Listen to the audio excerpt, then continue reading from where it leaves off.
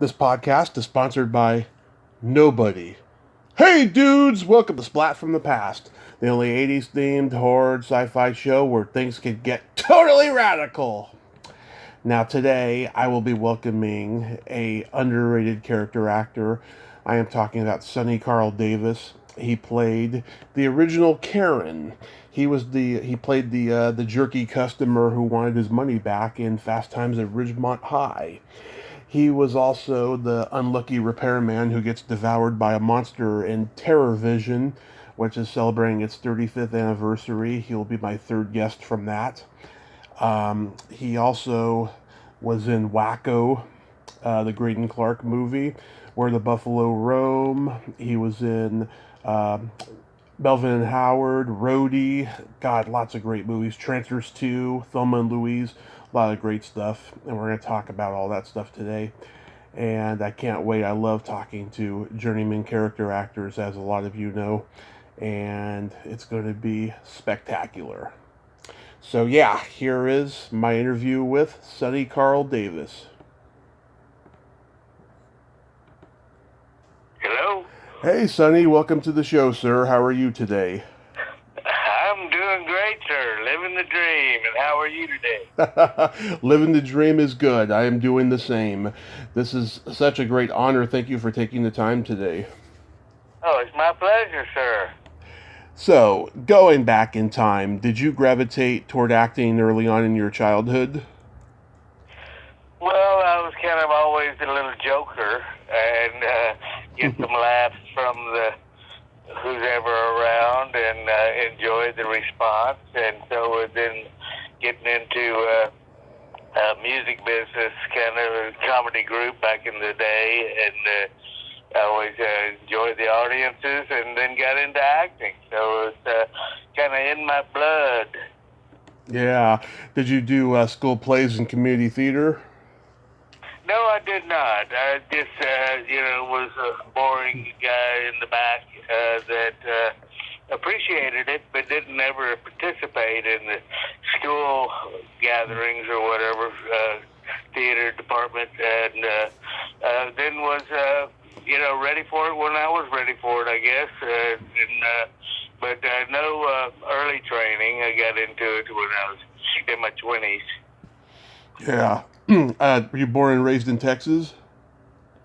I was born in Louisiana, up in northeast Louisiana. The Cajuns call it Baja, Arkansas. But the family moved to Houston in the 60s, late 59, and then went to school there through high school. I got my GED, moved up to Austin, Texas from Houston, and dug the scene and the music, and it was different, and that's where we are now. Still, we like to make sure people, it's Austin, not Texas. Nice. I was reading that you were in a musical comedy group called the Uranium Savages. Yes, that was the Savages. They still keep going. I haven't been participating lately, but the band Too Dumb to Die, they're still getting some laughs out there with some comedy and music. We had songs like Edie, I Mean, Is My Yard Man, and Kill Yourself, and some funny stuff, and inappropriate back then and inappropriate now. But I had a character called Modellon, who was a little French beret, straw beret type of skimmer hat and raincoat, and I did some inappropriate songs like I Want to Get Laid. Yeah. You guys were following the path of Ray Stevens? Well, not really. We had our own path. I think we all had our own influences of comedy and kind of more improv groups than musical groups. Yeah. Did you play any instruments? No, I played a little not really. I still play a little guitar, punch a few chords on it and fake it and use it as a prop. But no, we had actually real musicians in the band, and two or three of us were kind of the front guys that carried, hopefully, came up with a few laughs. But I turned that over. I still play a little guitar, but it's not a regular thing. Yeah. Did you guys play the club scene up in Texas? Oh yeah, Austin Club Scene, Armadillo World headquarters. We were that was a legendary venue, and then we had a regular gig out at a place outside of Austin called Soap Creek Saloon that saw a lot of people come through there. Doug Somm and Texas Tornadoes, where a lot of people played there. There's a old Soap Creek Appreciation Society on Facebook or whatever they call it, and but a lot of legendary. We opened for a lot of groups, touring groups, and yeah, there was a vibrant. There still is to a degree, but things have changed, of course, like in the world. That you know, just a few venues around town, and you played those. You played them all, and but. It was pretty much a regional, Houston, Dallas maybe, but mainly in Austin. Did you run into other bands like ZZ Top or Fabulous Thunderbirds? Oh yeah, T-Birds. Those are a lot of friends. ZZ Top in Houston. I took guitar lessons from Billy Gibbons. Okay, a couple of lessons, and then moved on. But yeah, the legends were here, and the Thunderbirds. The Vaughns and Stevie and Jimmy Vaughn and all those guys, and Cobras, and some went on to bigger things, and some are just kind of filtered out or petered out here in Austin. Nice. That must have been a magical time back then. Oh, indeed it was. I mean, it was, yes, it was a special time, a right place, it wasn't San Francisco 60s scene or something, but Austin had its own version of hipsters, and unlike most of Texas, it didn't come up with the scene of, call them hippies, but Austin was the place to be. Nice. So at what point did you meet Eagle Pinnell and get into acting?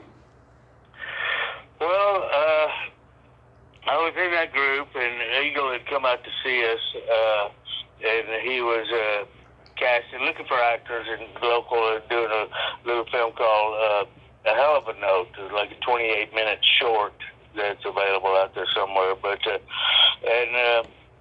actually, I knew he was kind of a filmmaker. Knew a little bit about him when I at one of the Savages shows afterwards. I said, "Hey, by the way, I'm kind of interested in getting into acting." Just a little sidebar. I'd dated a woman that was into acting. She said, "Yeah, come come to one of our classes in acting." I said, "Okay, maybe." But so anyway, Eagle said, "Yeah, he was looking for somebody to team up with Lou Perryman, the late great actor buddy of mine, and we shot that A Hell of a Note just on weekends. I mean, not to get into the long story, but Eagle and Lou Perryman were shooting football for UT and other stuff on weekends, so they had access to cameras, and so we just shot around town a little thing called A Hell of a Note, and that led to the whole shooting match, which got some good attention, a feature film, Lou and I again, and knocking around Austin, two good old boys, and that went on to film festivals, and there weren't too many, but legend has it that Redford saw it up at U.S. Film Festival in Park City, Utah. He said, "This is the kind of film, regional film that needs to be seen," and lo and behold, again, legend says he started Sundance, an institute to motivate regional screenwriters and filmmakers, and so we were there at the first of Sundance and other festivals around the country. Nice. So that's what got your acting juices flowing then. Oh yes, it was no looking back. I mean, okay, sometimes, but yeah, and then others, led to others, not much others. I mean, there wasn't much of a film scene down in Austin at the time, and Shooting Match came out, and there were some people out in L.A., and Eagle had gone out there after some notices that, in the Universal Studios, had been up at U.S. Film Festival, soon to be Park City Film Festival. And so when I got out there, I got lucky and I guess fortunate to meet some people at Universal Studios and started getting some work there, like Where the Buffalo Roam and Thelma and Louise, led to other, this, that, and the other coming up. Right. And Jonathan Demme did, Melvin and Howard, and just one thing led to another. I just moved out to L.A. and stayed out there about 30-something years. When you first got out there, did you take any acting lessons with any of the famous teachers? Not famous teachers, but there were some early on that just tried to get up to the professional status of references and direction, and but you have to excuse me, I'm just kind of can't come up with some names right now, but Gordon Hunt was one of them. Helen Hunt's father had a acting class that I took for a few years, and just to be professional about it, and and it led to, as I said, have said often, little roles on big films, big roles on little films. You got to be in Where the Buffalo Roam with Bill Murray. What was that like? Oh, it was magical. I just played a bartender, I think was the role that Universal lot there. And they would, it was back in the day when they'd take a lunch break. It would last 2 hours while everybody was in their trailers, let's say, studying lines. And I got to hang with those guys, and actually one of those days, I just had a few days on the set at Universal lot there, and Bill Murray gave me, break for lunch, gave me one of those signals like, you want to join us? And I said, no, better not. I get lines to blah, blah, blah. And it's one of those professional regrets. Yeah. I wish I would have been in the trailer with Bill Murray and Peter Boyle and Hunter S. Thompson. Wow. Yeah, that would definitely be one of those things you'd regret later in life. Oh, yeah. And then cut 2 years later, I was down in Austin. I hadn't moved back yet, but I got to knew some people here. Bill Whitliff was a director of A Red-Headed Stranger, a Western with Willie Nelson. Right. And I was on the set there first day, and we were in makeup trailer, and Willie Nelson, and boy, this is pretty special. And we did a scene or so, and then broke for, you guys got it. Okay, you can take a break. And Willie said, hey, you want to come on the bus? And I said, yeah, I wasn't going to miss another one like I did with Hunter Thompson. And, one thing led to another. We were into Willie's, you want to burn one? I said, yeah, okay. And so anyway, they called us back to the set, and I did a couple of takes, and my scene was, my character was getting thrown in jail, and Bill Whitliff, I did a couple of takes, and they weren't that good, and director Bill Whitliff came over and said, you've been on the bus, haven't you? I said, what? What? He said, well, we're going to do another take, but don't be happy. Don't be so happy. You're getting thrown in jail. Oh, okay, yeah. So anyway, we got the scene, but I got to know Willie, and the late great Bill Whitliff put me in a couple of things on the Lonesome Dove and stuff. But I tell young actors, do good work and make friends. And I've worked with Willie some other times over the years, and Bill Whitliff, he passed on, bless his heart. But just keep on keeping on. Wow. Then you do the classic Roadie with Alan Rudolph, who I think is an amazing genius of a filmmaker. How was that experience? Well, that was, yes, one of those experiences. My buddy, Big Boy Medlin and Michael Ventura wrote the screenplay to Roadie, old Texas, old Austin guys, and wrote me a role. And So once again, the film was okay, if I may, not that great a film, but hanging with Meatloaf, but Art Carney, and got to meet all those guys, and Khaki Hunter, and see Roy Orbison, and it was a star-studded cast. Yeah, Khaki Hunter. It's a great cast. Yeah. Then she's underappreciated, I think. There's some, little vignettes and great casting. I don't know if the film really held up to what the credits suggested, but that's not my job. Then you play a milkman in Jonathan Demme's Melvin and Howard. Yeah. Did you know then that Demme was a brilliant filmmaker and that he would, be an Academy Award winner?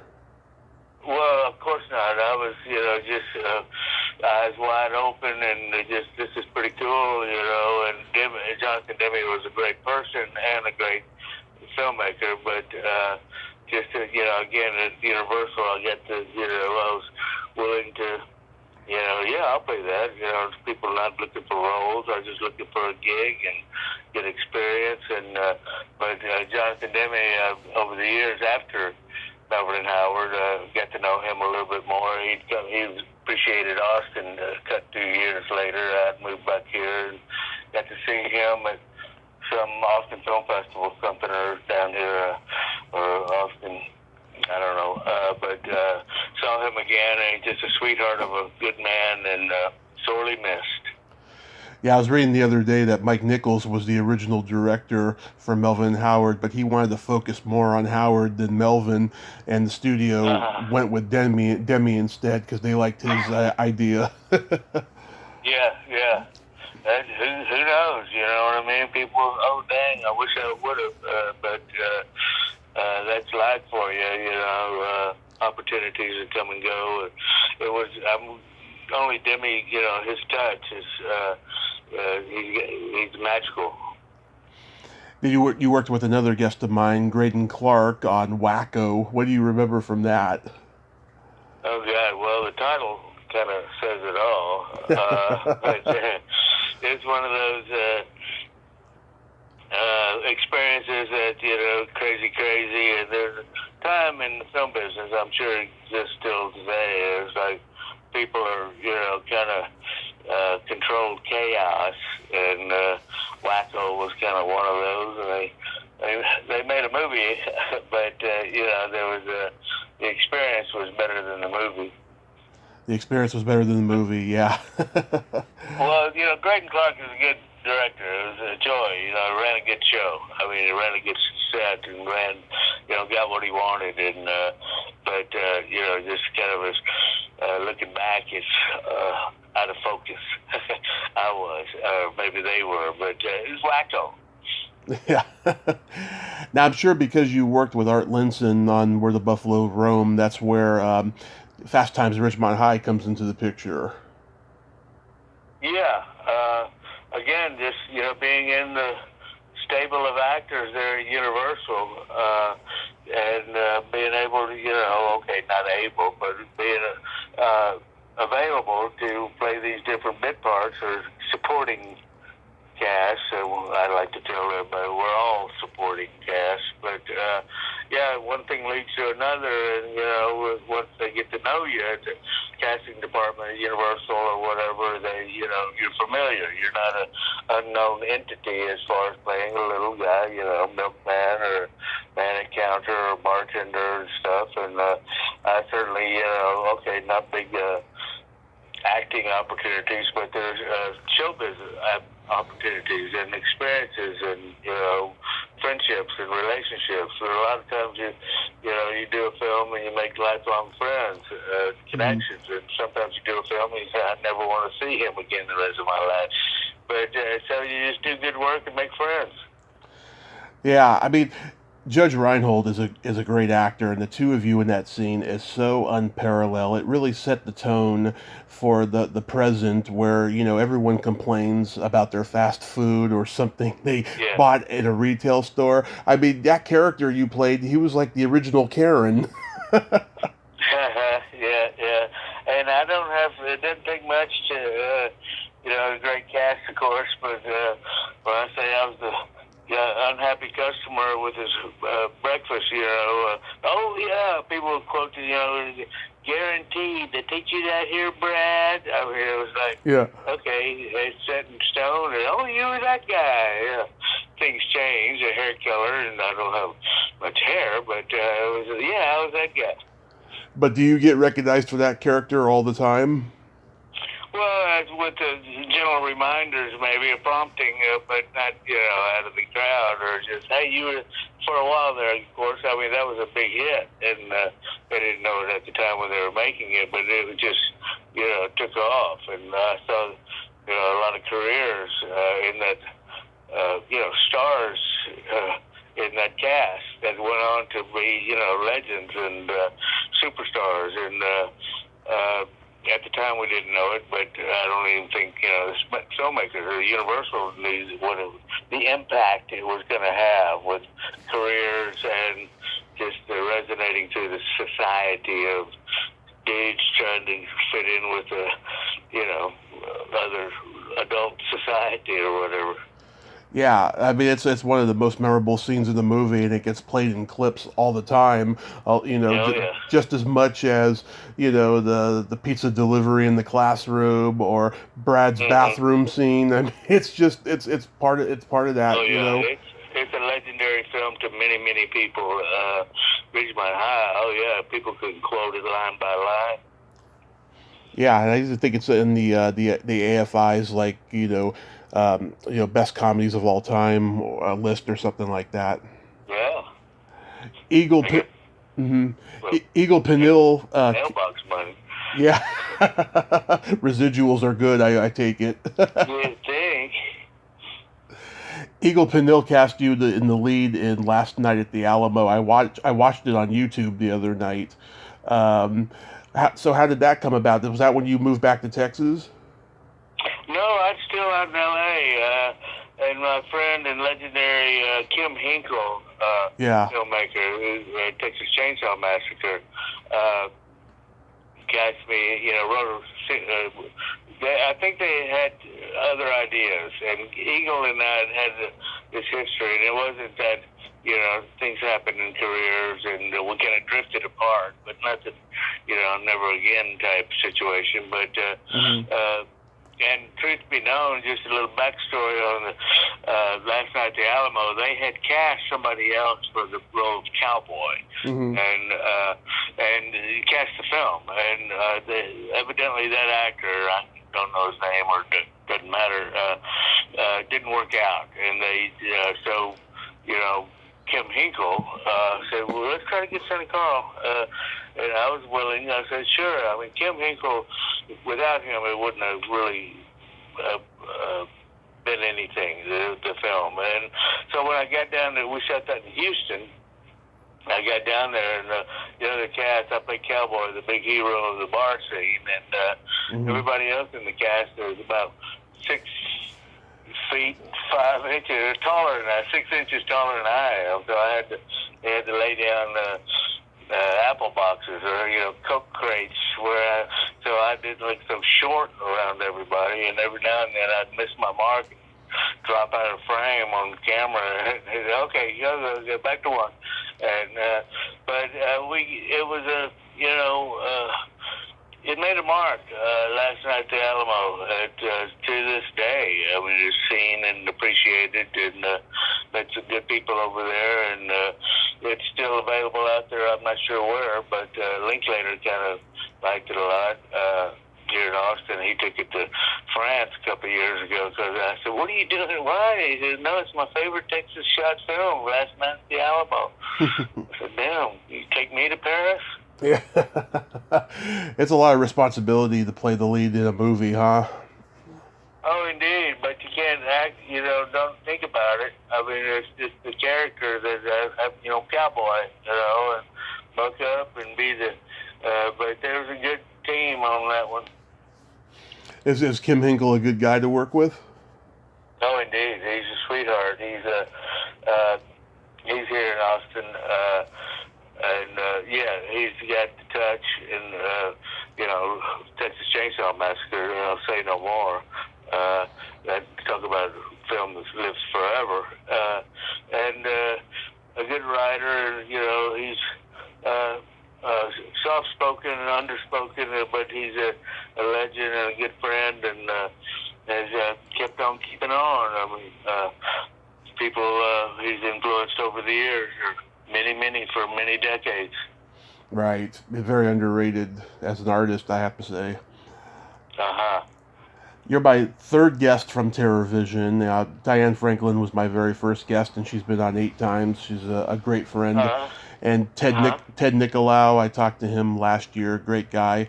How did you get involved with that movie? Well, bless his heart, Ted Nicolau. I'd known him back from the music days here in Austin, and he had worked on I think sound department for Texas Chainsaw Massacre, but he was also a singer in a band called I guess what was it, Conqueroo. Anyway, out in L.A., he had been out there a little before me, and we got reconnected, and hey, how you doing? And then that came up. You want to go to Italy? And I said, yes, thank you very much. We shot that outside of Rome in De Laurentiis' old studios, which is a thrill of a, my wife and I get to go out there, and they put us up nice on the coast there outside of Rome, and on De Laurentiis' old studio, which is the size of like Universal, is a huge complex, and old pictures of Barbarella around on the walls. It's huge pictures, and it was a historic place to shoot on sound stages, but TerrorVision is one of those. There's a big following, as you well know, for those Charlie bands, and that was the first I'd worked with Empire, or whatever they're calling them now, but Full Charlie, Moon. It's called Full Moon Features now. Yeah. Yeah. What was it like getting eaten by that monster? Well, it was a first for me. I actually, early special effects, and they pulled it off pretty well, I think. And but just pretty cool. I mean, this is sci-fi, man. This is it. Kinky or quirky sci-fi show, and just not a little sidebar. Later, last few years here in Austin, I was going to take it on the road more, but I was doing a one-man show, a live performance of, it was titled First to Be Eaten, Ramblings of a Bit Player, and I had clips from, me getting eaten by a monster out of the dish, a TV dish, and but I'm going to get that back up one of these days here soon, since menus are starting to open back up, but that's good. it was, special effects. I didn't ever meet the monster. There was some stuff on the set there that, okay, I get it, and I think Ted pulled it up brilliantly, and that's another one of those, oh, you were the guy, I was the cable guy, and so, it was a treat. I mean, the production, visited, foreign location, and seeing, Europe, Italy, and then doing this little film. Who knew? And again, I think, I don't know how early we were in the history of Full Moon, but Empire, and but I've gone on to do some more and more for Charlie. Like I say, do good work and make friends, and hey, Sonny can do that. Yeah. Well, yeah, I like the movie because it's got this 1950s sci-fi feel to it, but with a quirky 80s, campy John Waters feel to it. Yeah, I agree. Yes. It was a, new twist to an old, story or genre. Did you work with Burt Remsen? Yeah, a little bit. I mean, I don't know, I can't remember the scenes we had, but, you visit, you relationships on the set day in, day out for, a few weeks. And the sweetheart, legendary. I've always been drawn to, yes, stars are wonderful, and some you like, some you don't, when in real life. And Bert was one of those, legendary actor that has done a bunch of stuff, and I go, I'd trade that career, not necessarily the guy at the front of the crowd, or but just you remember him, and he was a man. His performance as an actor is brilliant, and is also though as a human being. That's great. Yeah, because I talked to his daughter Carrie. She told me she was actually on location with him for that movie, and it was an amazing experience. Just being over there, in a European country like that. How was making Project X? Well, again, it was do what you're called on to do, hit your spot, and deliver the lines, and bring a little something extra to it. Some of these memories I get it. Under hypnosis, I may have more to say about them, but not right now.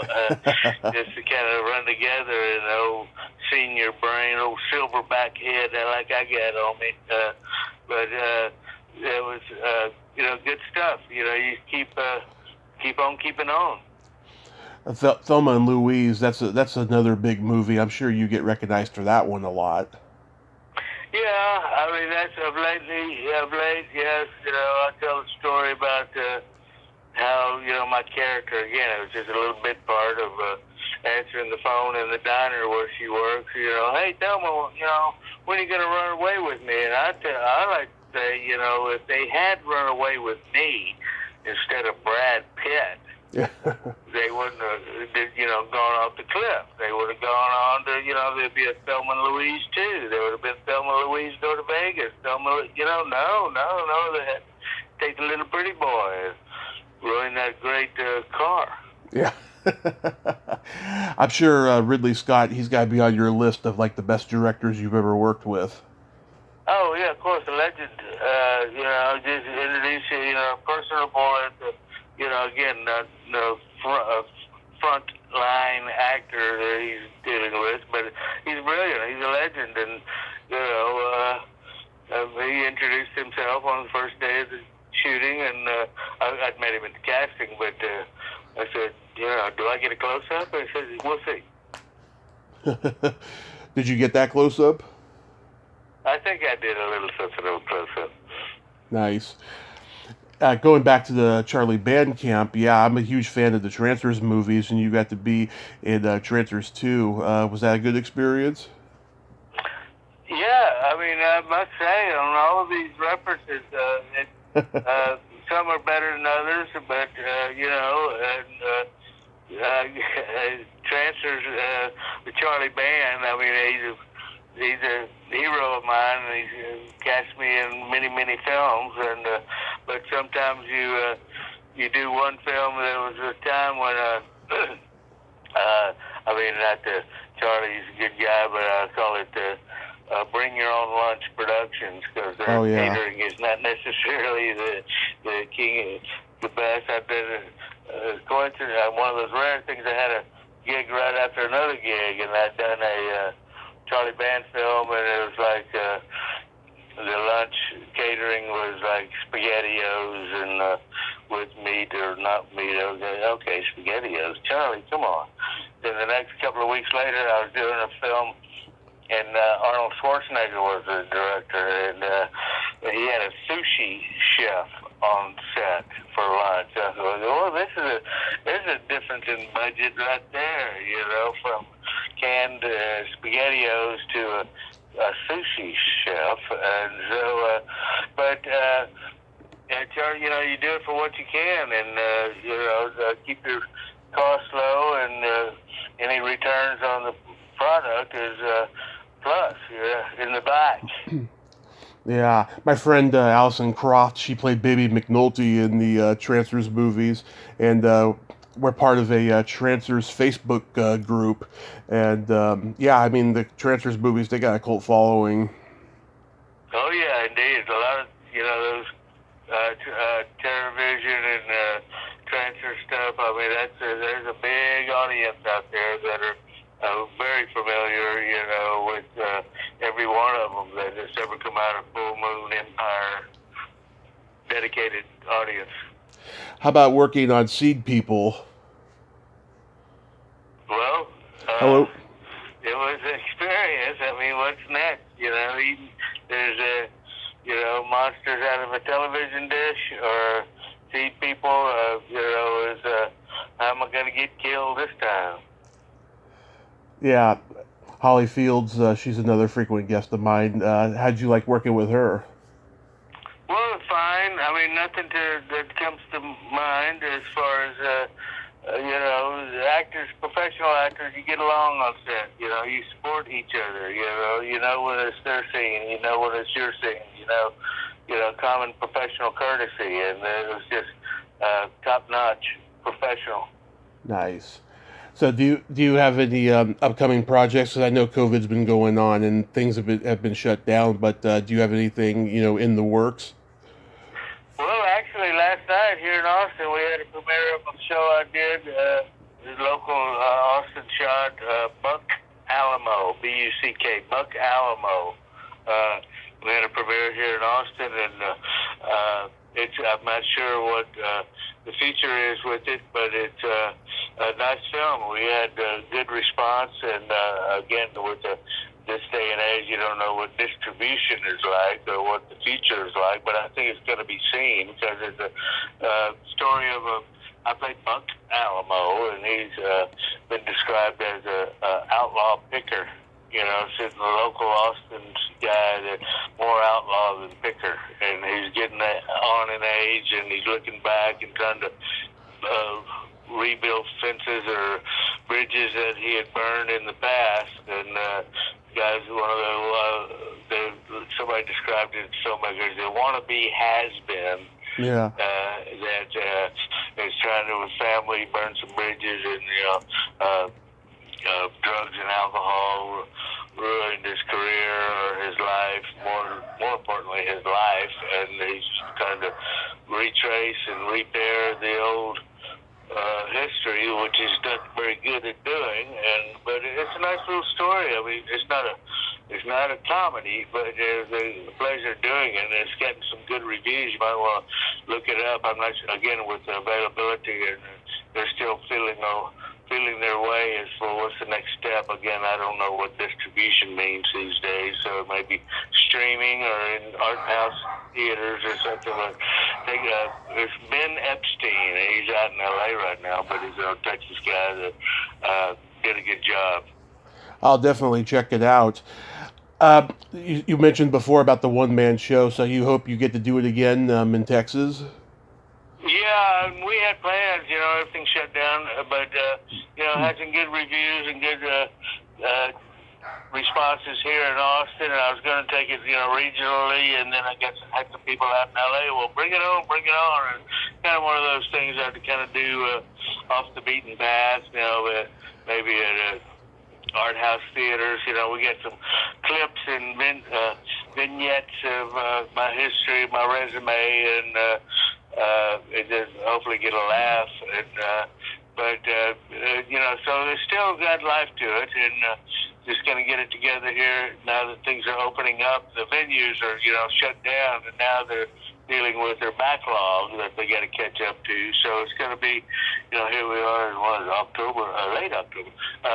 Maybe this next spring or something, get it on the road a little bit. But I'd love to keep you updated on that. Yeah, that would be great. Oh, how's COVID been for you? Well, we're fine. I mean, my wife and I are, isolated, fully vaccinated, safe and sound, and, they have all these COVID protocols. I mean, last night at the theater, they had, show you proof of vaccination, but, then we, again, getting to a certain age where, they just don't go out unless you have to, and don't get around a bunch of people. I said, well, we've been doing that for years. It hadn't affected us personally, but again, back in the business area, it certainly has. That's good. Oh, one last thing I wanted to ask you. You got to be directed by Arnold in Christmas in Connecticut. What was that like? Well, that was what I was referring to as a great catering, and he was fine. It was, I got to work. I know Christopherson from Willie Nelson over the years, and worked with him, Chris, a few times. And Arnold, again, again, I appreciate a director know what they want and they can tell you. You know, and he gave me a little stage direction. I forget what the line was. It was like, so-and-so woman that shoots her own animal, you know, when he did it with that Arnold accent. And I guess, does he want me to do the accent? Or anyway, he knew what he wanted. He was a good director, a good guy. Yeah, as far as I know, that's the only thing he's directed, and it's such an oddity because that's the only time he's ever been associated with television. You know, I mean, obviously you don't know, but I always wondered like what was his incentive to direct a TV family Christmas movie. Yeah, that remake. Yeah, of a classic, and you wonder what was behind that. I think it was just he had the opportunity to get stick his finger in the directing pie, but it was, I would get a lot of that. What was Arnold like? He's a nice guy. Nice. Well, Sonny, I thank you so much for coming on today and sharing these stories, and I hope you have a happy holiday season and stay safe. Yes. And keep me in the loop with those projects. Okay, call anytime. It was a pleasure of mine, sir. Thank you, sir. Have a great day. All right. You too. Thank you. Bye. Bye-bye. Well, there you have it. Sonny Carl Davis. Ain't he a cool dude? Nice little stories there, the actor's life, it can be glamorous, it can be unglamorous, but at the end of the day, it's work. And it was great to talk to Sonny today. Well, until next time, this is Tommy Throwback Kovac saying, there's no shame in living in the past, because the present sucks. Later, dudes.